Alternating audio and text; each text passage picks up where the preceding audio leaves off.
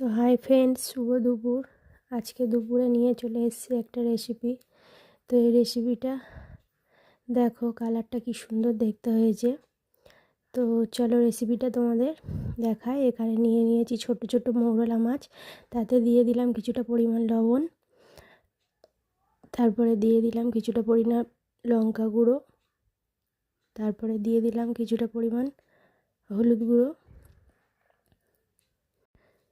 তো হলুদ গুঁড়োটা দিয়ে দেওয়ার পর এইবার দিয়ে দেবো কিছুটা পরিমাণ রসুন বাটাটা দিয়ে দেওয়ার পর তারপরে দিয়ে দেবো কিছুটা পরিমাণ আদা বাটা।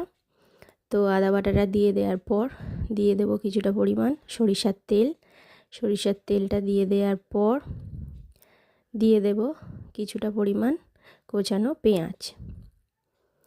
তো এইগুলো দিয়ে ভালোভাবে মাখিয়ে নেব, একটু মাখিয়ে নিয়ে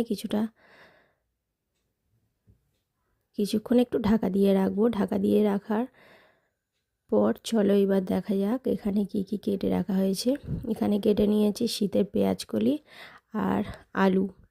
তো আমি এটা দিয়েই আজকের মৌরলা মাছটা বানাবো, তো ভিডিওটা দেখতে থাকো।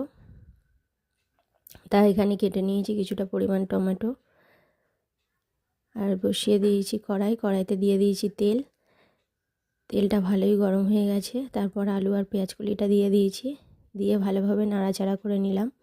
নাড়াচাড়া করে নেওয়ার পর কিছুক্ষণ একটু ঢাকা দিয়ে রাখবো। তো ঢাকাটা খোলার পর এরকম দেখতে হয়েছে। এবার এখানে দিয়ে দেব কিছুটা পরিমাণ লবণটা দিয়ে দেওয়ার পর দেব কিছুটা পরিমাণ হলুদ আর লঙ্কা গুঁড়ো দিয়ে দেওয়ার পর ভালোভাবে নাড়াচাড়া করে নেব।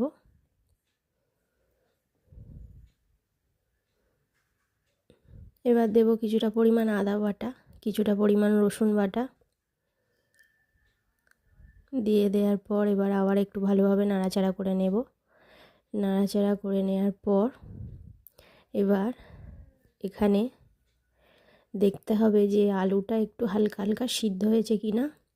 আলুটা যতক্ষণ না হালকা হালকা সিদ্ধ হবে, কিন্তু টমেটোটা এখানে দেওয়া যাবে না, কারণ আলুটা না সিদ্ধ হলে টমেটোটা দিলে আলুটা সিদ্ধ হতে একটু দেরি হবে। তা আলুটা হালকা সিদ্ধ হয়ে গেছিলো, ওই জন্য আমি দিয়ে দিয়েছি টমেটোটা। দিয়ে এবার ভালোভাবে নাড়াচাড়া করে নেব।